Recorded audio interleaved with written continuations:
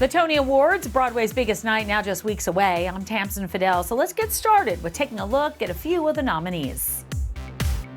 Let's kick it off with the big one, the category for Best New Musical. Make it wine. Make it wine. Buena Vista Social Club. Your mom is dead. Your daddy's dead. Dead Outlaw.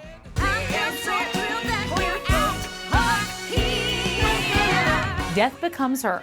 Pick up my suitcase, it's got a decade of heft. Go make it count now, enjoy the time you have left. Maybe Happy Ending.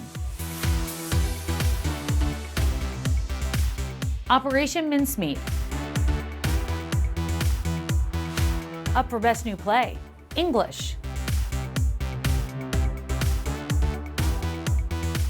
The Hills of California. John Proctor is a villain. Oh, Mary. Purpose.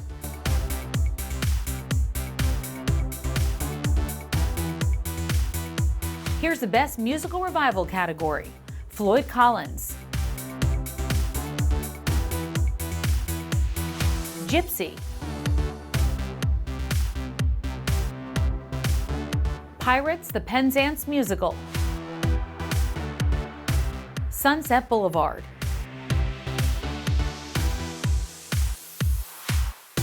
And in Best Play Revival, Eureka Day. Our Town.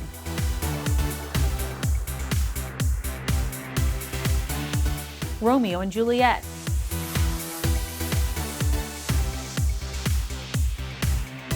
Yellowface. For a complete list of nominees, head over to Broadway.com.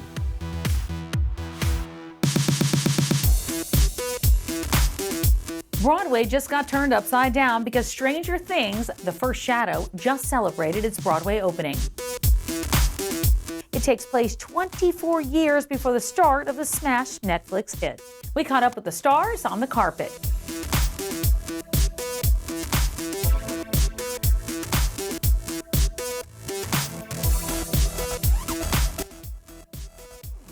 We are insanely proud of how everything has unfolded.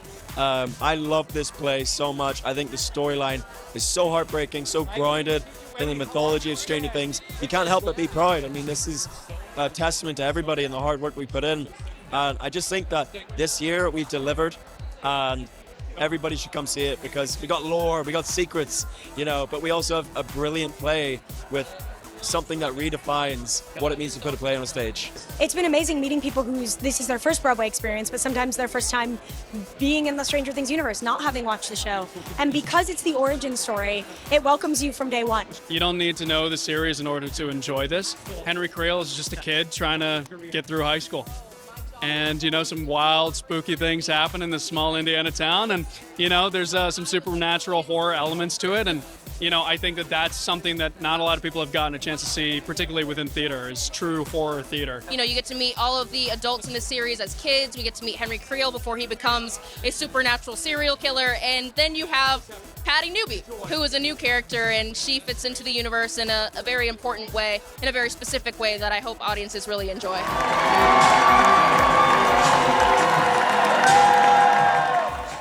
It's one of the most talked about plays of the season. Playwright Brandon Jacobs-Jenkins is back with the new play Purpose.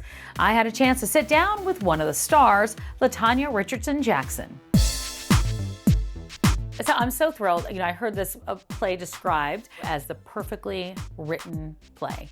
It is the perfectly written play by Brandon Jacobs-Jenkins. He is a phenomenal writer, totally prolific, and incredibly genius. As an actor, well, first of all, as a director, this is the kind of piece that I think Felicia would not give up the reins to, because when I first heard that it was asked to do the piece, I said, oh, do they want me to direct it? and let Felicia be in it. And they were like, no, and don't say that to her. I was like, well, I can see her playing Claudine, and because I read it and said, are you either sure? way, either way, I'm attached to this. But it's something that you're just drawn to that you never really even think about getting. It used to be a dream. You know, most actors just want a job, so you just get that, and sometimes you get that dream, and this is the dream. How did this come across your desk? Well, I had a surgery. I had stones. Gallbladder. Gallbladder? Okay, gallbladder. Dear God. We got it. They found those. So I did that. Next thing I know, I got a call that said, "Who would you do this play, blah, blah, blah." And my doctor was like saying, well, I don't know about you doing the play because you got these gallstones. What are we going to do about them? I said, we're going to take them out because I'm going to do this play. Once I read the, the script they sent, I said, oh no, I'm doing this, but I can't. He said, but you're asymptomatic. Right. We don't even know how long they've been there. You just want to elect. I said, I'm electing to do this surgery. So we did the surgery. I told them yes. And then I had talked to my doctor. I said, okay, this rehearsal starts on January 21st. He said, that's the 2-week mark of having the surgery. He said, we have to do, that'll be your comeback talk to me. I said, we'll do it by Zoom. I'll be in the theater. I'll be at the theater. And we did. I love that. And we amazing. did. And it's been an incredible, I said, because somehow God has dropped this in my lap.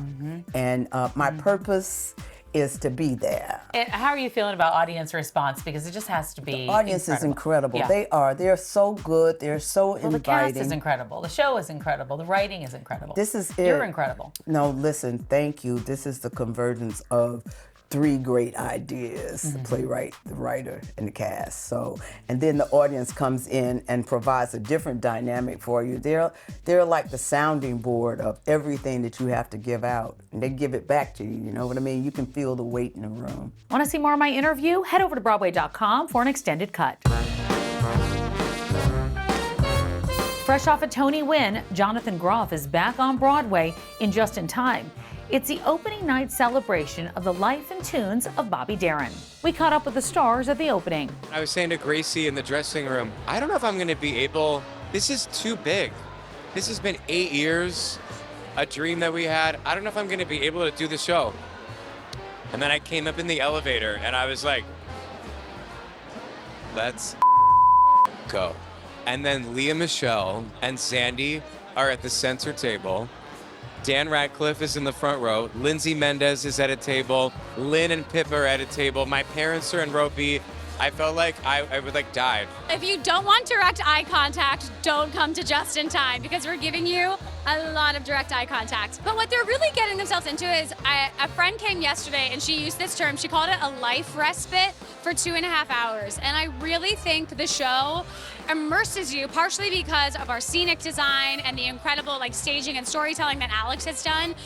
But we are asking a lot of our audience to engage with. And because of that, if you give into the show for 2.5 hours, I really do think you have a respite from life. I was really enjoying diving into the research of Bobby Darin and realizing that he actually danced a lot and that he moved a lot and that Jonathan Groff had a dream to dance really amazingly hard on Broadway, and he'd never done that. So that's where I started. We really did it. We really did it. We did 10 weeks, 3 days a week, many hours, and probably we snuck in a couple more than that too. He's incredible. He really did it right. He asked me what I would do to prepare him, and I told him, and he did everything I asked him to do. We loved each other. We loved being in the room together. I'm so inspired by him and his dedication. I'm in awe of his talent. And yeah, I mean, it was like I looked forward to every session that we had. She's the greatest star. We know her from Glee and more recently as Fanny Bryce in Funny Girl. Lea Michele setting out on a nationwide concert tour. Here's Paul Wontorek with a cool interview. How are you? I haven't seen you since you were in Funny Girl, which was such a... Which is so crazy because it'll have been 2 years. I know. And I don't remember any of the words. I'm practicing. To the show? I swear to God.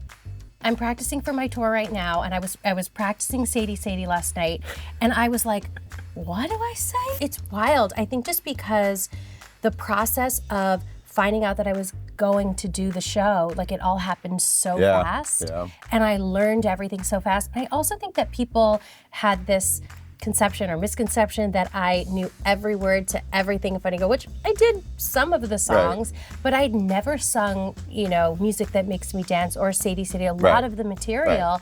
And I had to learn it, and I just learned it quickly. And then I left the show, and it was like, I had a baby and got pregnant, and so obviously there's been other things on my mind. But practicing for this tour right now, I'm like, okay, I have to brush up on my Funny Girl. Tell me about this. You're doing a fun tour. Yeah, kicking off summer tour. Yes, I love going on tour. I've toured by myself before. I was on a tour with Darren Criss for a while, where we go off together and do a bunch of shows. But I really love it. I think for me, it's important to do this as a singer, to just make sure that I'm constantly working on my voice and my craft and singing different songs and engaging with, my fan base or people who've never come to see me perform before. I really love it, and I find that when I haven't sung for a while and when I haven't performed, I start to get really nervous, and I feel like can I sing still? Do I know how to do this? So once I start to feel that way, I know it's time for me to get back out there. Sure. And I performed at Carnegie Hall when I left Funny Girl, and I did my first solo show there, which was an insane dream come true. I've seen all of my idols perform there, and that was unbelievable. And so the show that I prepared for Carnegie Hall, I'm also now taking on the road, and it's a little bit of a journey through my life, through music, starting with Les Mis, and then going all the way through my Broadway shows and songs from Glee, songs from my album. And it's also like, if you want to get to know me, come see a show. Want to see more of Paul's interview? Head over to Broadway.com for an extended version. It's opening night on the high seas. Pirates, the Penzance musical, just set sail on Broadway. With a slightly tweaked title, it's a fresh version of the Gilbert and Sullivan classic. I am the Pirate King. This is good when you are the king. The creative aphrodisiac is hearing the audience laugh. And every night I say to David Hyde Pierce, every show feels like a first night, because you don't know the rhythm of the audience, what they're going to take to every night, and you just ride that wave. So everything, that's the thing, feeling everyone's joy that comes back. I'll come back, get my story on track, though the premise is pretty wild there. As a nanny would wed my adorable friend, I'm really not cut out for childcare. It's a lot of zany plots, all happening at once, which I love. It's a bit of a farce.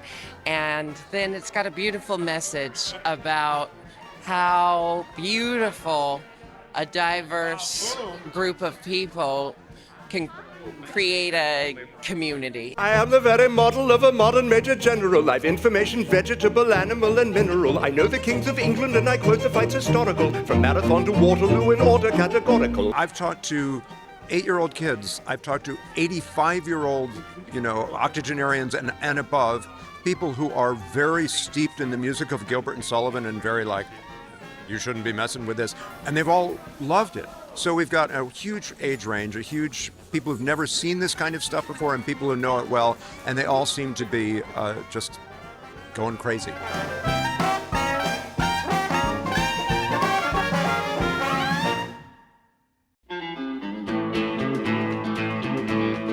Dead Outlaw is alive on Broadway and just celebrated opening night. It's the true story of a Wild West outlaw whose life got way more interesting after he died. We hit the red carpet with the stars opening night.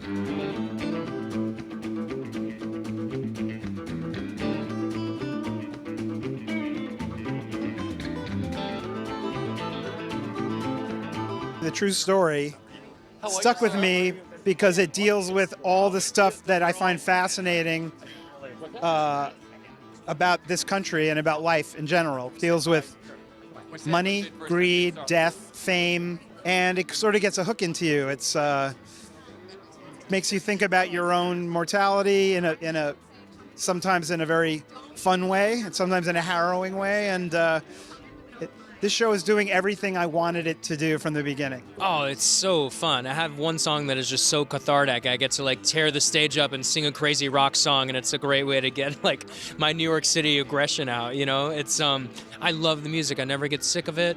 It's so varied. There's so many different types of music in the show, and the band on stage the whole time. It's such a fun rock concert as well as a musical. The audience brings so much to it. And I almost sometimes forget that it's a comedy until we get this audience feedback and it's just like, they're hysterically laughing. And I go, oh yeah, I guess it's funny. I hope it makes them think because, you know, at the end of the day, it is a show about death and we all will die one day. And it's like, you know, the lesson is, what do you do with the time that you have? What do you know, if it's going after glory, if it's just living a simple life, whatever it is, I hope that you do it with your whole heart. And I hope that this show makes you think about that. Emmy winner Sarah Snook from HBO's Succession comes to Broadway in The Picture of Dorian Gray, and she's playing every single part, sometimes acting opposite herself. Here's Beth Stevens with another edition of Building Broadway. Let's talk about The Picture of Dorian Gray. You're doing 26 distinct characters and not one costume per character. They move and change throughout the story, and they have to match the video, and they have to be able to be taken off and put on very quickly. There's so much going on, so tell me. I'm feeling anxious thinking about it, yes. The thing that's difficult is trying to do things quickly and make sure they're perfect. Wigs especially, because you have theatre lace that has to go on without a pin and in one go and then finish on a beat or something. So actually, and you know, jacket on and make sure that nothing's kind of crinkled. Everything's made to go at the top of each other and kind of peel away and deconstruct. I think it's the duality of big picture and close detail that makes this show really special. It makes the design really enjoyable. These are so beautiful and there's so much to say about them. So let's just go through them a little bit. This whole outfit, this might be the hardest working costume I've ever designed. There's a theme of flowers in the show. It starts with the description of a garden in the chapters of the book, which is so rich. We start with a single flower on stage, and then it turns into a big flower arrangement, and then flowers start growing out of the set. They start growing out of his childhood nursery, they start growing out of the furniture, and then in the end they start growing out of his clothing and out of his kind of skin and out of his extremities. So this is all hand embellished floral arrangement all on the inside, like it's kind of spilling up out of his neck. This is Sybil Vane. This costume is so fleetingly in the show. Sybil is tricky. I think she's often a two-dimensional character. The female characters aren't as fleshed out, so we're using every possible trope of what that might mean for those. So she's childlike. Yeah, she's small. She's wearing stiletto heels. She's trying to be sexy, grown up and sexy, and she's romantic, and she's dressed like a princess, and her blood is jeweled. This is a designer coat by Australian brand Camilla. It's a metallic brocade, and it has the unicorn print from the tapestry that is here at the cloisters. Right, very famous. Very famous, and kind of also on tea towels and things, which is something about this show as well. It should feel kind of special and historical, but also mass-produced. And even the lining is special The here. lining is bananas. It looks like a crazy, crystal shop with, astrology. It's bizarre. But these are all the shows. This is what she's wearing on stage, so things that layer up and then deconstruct. But our suite of pre-recorded characters are a whole other wardrobe. So that's so many more wigs and costumes that make up the rest of those characters.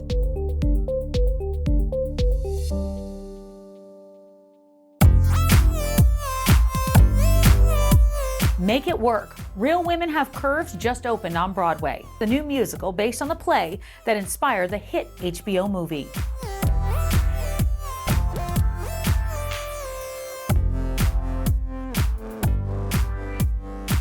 We caught up with the stars at the opening. It's so special. I mean, it's rare that you get to play yourself on stage. That's kind of what you sign up for as an actor, right? To play other people, but to get to play ourselves so authentically and play, the characters. I'm like, oh, that's my tia, that's my abuela.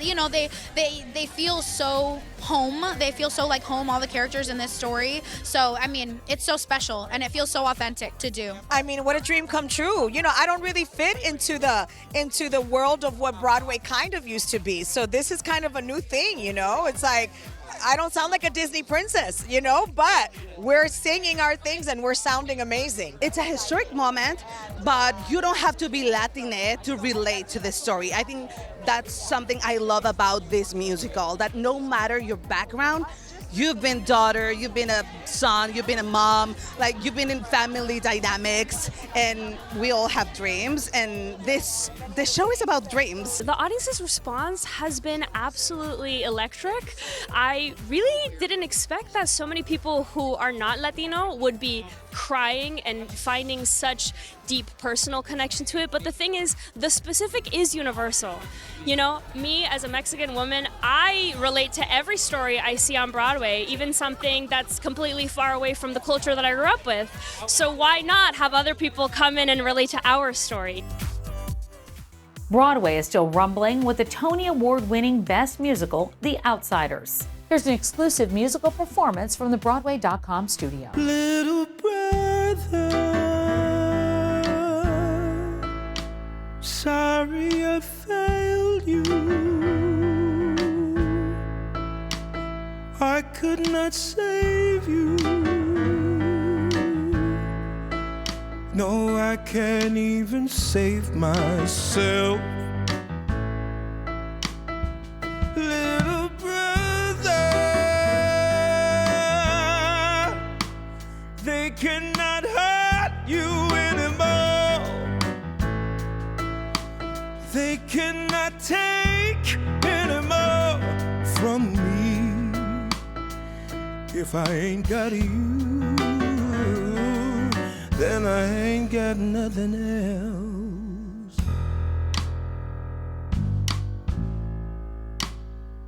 If anything was fair, then you would still be here. Does anybody care?